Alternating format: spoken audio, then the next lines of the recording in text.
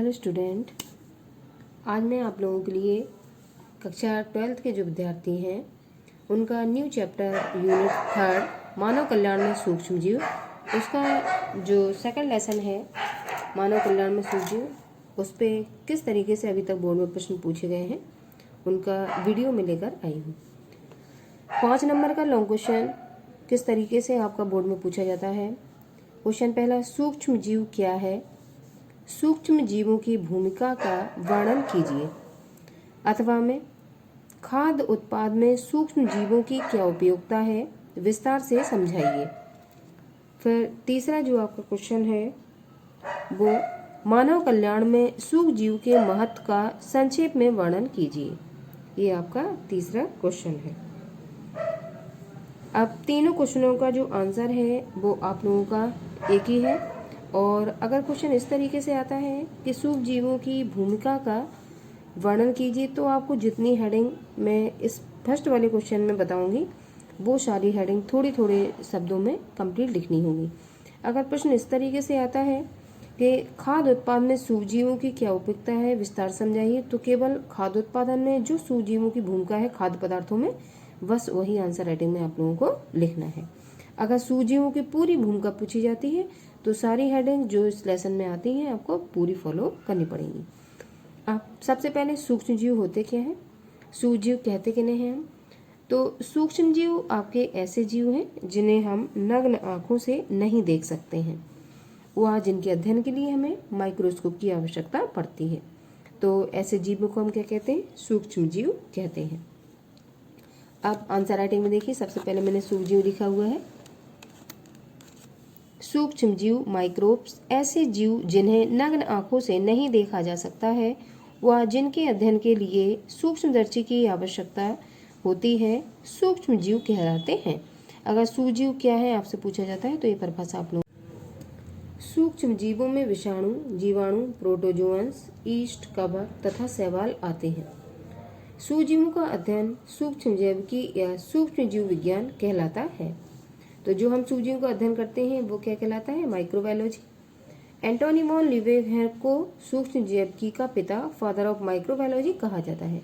तो सूक्ष्म जैविकी और माइक्रोबायोलॉजी के जो फादर हैं या जो जनक हैं उनका पूरा नाम है एंटोनी वॉन लीवेनहॉक, लेकिन आप शॉर्ट में इतना याद रख सकते हो, लीवेनहॉक। आगे, खाद्य उत्पादों में सूक्ष्म जीव। आप सूक्ष्म जीवों की भूमिका किन किन चीजों में हमें देखनी है? तो खाद्य उत्पादों में भी सूक्ष्म जीव महत्वपूर्ण भूमिका निभाते हैं, जो खाने पीने की चीजें होती हैं उनमें। दूसरा, औद्योगिक उत्पादों में सूक्ष्म जीव, जब फैक्ट्री में कोई चीज बनाई जाती है, आपकी जो टोस्ट बनाए जाते हैं या ब्रेड बनाई जाती है आपकी, तो उसमें भी सूक्ष्म जीव अपना वर्क करते हैं, सिरका बनाया जाता है। अगला, सूक्ष्म जीव और प्रतिजैविक औषधियाँ, कई एंटीबायोटिक सूक्ष्म जीवों की मदद से बनाई जाती हैं। अगला, सूक्ष्म जीव एवं एंजाइम संश्लेषण, कई एंजाइम में सूक्ष्म जीवों की सहायता से बनाए जाते हैं। अगला, बाह्य मल उपचार में सूक्ष्म जीव, सीवेज ट्रीटमेंट में भी सूक्ष्म जीवों का महत्वपूर्ण योगदान रहता है। सूक्ष्म जीव एवं जैव ईंधन, जो हम बायोगैस का उत्पादन करते हैं उसमें भी सूक्ष्म जीव अपनी महत्वपूर्ण भूमिका निभाते हैं।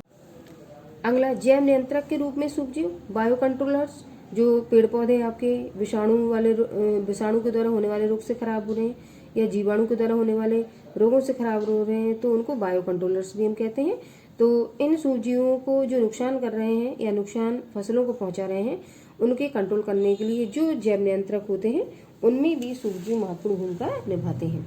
जैव उर्वरक के रूप में सूक्ष्मजीव, जो बायो फर्टिलाइजर्स होते हैं उसमें भी सूक्ष्मजीव बहुत हेल्प करते हैं। तो ये इंपॉर्टेंट आपको क्वेश्चन, जितनी हेडिंग्स मैंने बताई हुई हैं ये पूरा लेसन है आपका। अगर सूक्ष्मजीवों का महत्व पूछा जाए तो आपको सारी हेडिंग थोड़ी थोड़ी लिखनी पड़ेगी। अगर कोई एक क्वेश्चन ऐसे आता है जैव नियंत्रक के रूप में सूक्ष्मजीवों का महत्व बताइए, तो मैं प्रत्येक हेडिंग का एक एक लॉन्ग क्वेश्चन आप लोगों को लिखवाऊंगी। तो आप अकेला उस लॉन्ग क्वेश्चन को भी जिस तरीके से पूछा जाए आंसर राइटिंग में लिख सकते हो। तो पहले खाद्य पदार्थों में पूछा गया तो मैंने पहला लॉन्ग क्वेश्चन आपका डाला हुआ है, खाद्य उत्पादों में सूक्ष्म जीव। अब खाद्य उत्पादों में सूक्ष्म जीव कैसे मदद करते हैं आइए देखते हैं। माइक्रोब्स इन फूड प्रोडक्ट्स, सूक्ष्मजीव द्वारा उत्पादित मुख्य खाद्य उत्पादों का वर्णन निम्न प्रकार है। दूध में लैक्टोबैसिलस लैक्टिस नामक जीवाणु पाया जाता है। तो एक प्रश्न आपका बनता है, दूध में कौन सा जीवाणु पाया जाता है? तो आपको नाम याद रखना है, लैक्टोबैसिलस लैक्टिस। इसको सामान्यतः लैक्टिक अम्ल जीवाणु भी कहते हैं क्योंकि ये दूध में पाई जाने वाली लैक्टोज शर्करा का किण्वन करके लैक्टिक अम्ल बनाते हैं। दूध में शर्करा कौन सी पाई जाती है? लैक्टोज शर्करा। देखो मैंने अंडरलाइन दिया हुआ है। और दूध पीने में हल्का सा मीठा लगता है, किसके कारण? लैक्टोज शर्करा के कारण। अब शर्करा का जो लैक्टोज शर्करा उसका किण्वन करके लैक्टिक अम्ल बनाते हैं। लैक्टिक अम्ल आपने दही देखा होगा, दही खट्टा होता है, तो वो दही लैक्टोज शर्करा किस में कन्वर्टेड हो जाता है? लैक्टिक अम्ल। इसे दही कैसे हो जाता है? खट्टा हो जाता है, जो दूध के खट्टा होने का कारण है। दूध में केसिन नामक प्रोटीन पाई जाती है। तो प्रोटीन का आप लोग नाम याद रखोगे, कौन सी प्रोटीन है? केसिन नामक। शर्करा कौन सी है? लैक्टोज शर्करा। जीवाणु कौन सा है? Lactobacillus lactis. आगे, दही में स्ट्रेप्टोकोकस लैक्टिस और लैक्टोबैसिलस जीवाणु पाए जाते हैं। तो दही में पाए जाने वाले जो जीवाणु हैं वो भी इम्पोर्टेंट है, और दूध में जो पाए जाते हैं जीवाणु वो भी इम्पोर्टेंट है। तो खाद्य पदार्थों में जीवाणु अपना इम्पोर्टेंट रोल प्ले करते हैं, इसलिए हमारे लिए इम्पोर्टेंट है। अगला, मट्ठा या छाछ में लैक्टोबैसिलस बुल्गारिस तथा पनीर में लैक्टोबैसिलस लैक्टिस तथा स्ट्रेप्टोकोकस कीमोरिस जीवाणु पाए जाते हैं। तो मट्ठा और छाछ आप जानते हो खाने के बाद पीना चाहिए, या पेट के लिए फायदेमंद होता है। तो क्यों फायदेमंद होता है? क्योंकि लैक्टोबैसिलस बुल्गारिस इसमें जीवाणु पाया जाता है, तथा पनीर में लैक्टोबैसिलस लैक्टिस तथा स्ट्रेप्टोकोकस कीमोरिस जीवाणु पाए जाते हैं। ये जीवाणु के नाम आप लोगों को याद रखने पड़ेंगे, ठीक है। ये विटामिन B12 की मात्रा में वृद्धि करके इसका पोषणी मूल बढ़ा देते हैं। तो जो आपका मट्ठा और छाछ होता है उसमें विटामिन B12 पाया जाता है और इसके पोषण मूल को ये बढ़ा देता है। तथा लैक्टिक अम्ल जीवाणु हमारे पाचन तंत्र के रोगों की रोकथाम में एक अहम भूमिका निभाते हैं। तो दही, मट्ठा, छाछ ये सब पेट के लिए अच्छे होते हैं, या पाचन के लिए भी। अगला, सैक्रोमाइसिस सेरेविसी, ये आपके कवक का नाम है। ये सामान ईस्ट कवक है, ये कवक का आपका नाम है, ठीक है, बॉटनिकल। इस कवक का बेकरी उद्योग में अत्यधिक महत्व है। इसको बीवर्स ईस्ट भी कहते हैं। जब ब्रेड हम बनाते हैं डबल रोटी, तब इसी को मिलाया जाता है, इसी के ब्रेकन को आटे में मिलाया जाता है, जिससे आटा फूल जाता है। आगे देखिए, डबल रोटी निर्माण के दौरान इस कवक का यूज किया जाता है। अगला, इडली, डोसा आदि प्रसिद्ध दक्षिण भारतीय व्यंजन बनाने हेतु दाल चावल के आटे को जीवाणु द्वारा किण्वित किया जाता है। भटूरे आपने देखे होंगे, या डोसा आपने देखा होगा। डोसा और इडली में जो भी टेक्सचर होता है वो कैसा होता है? वो स्पंजी होता है। तो उसको सॉफ्ट बनाने के लिए जीवाणुओं से उसको फर्मेंट कराया जाता है।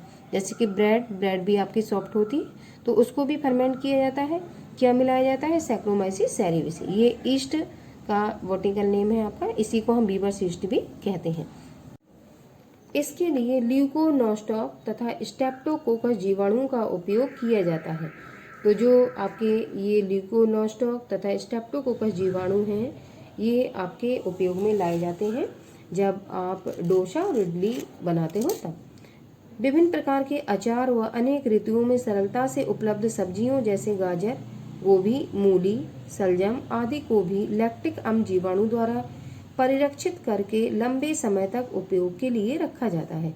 तो काफ़ी टाइम के लिए अगर हमें ये सब्जियां रखनी है तो लैक्टिक अम्ल जीवाणु के द्वारा उसको हम प्रिजर्व करके लंबे समय तक रख सकते हैं।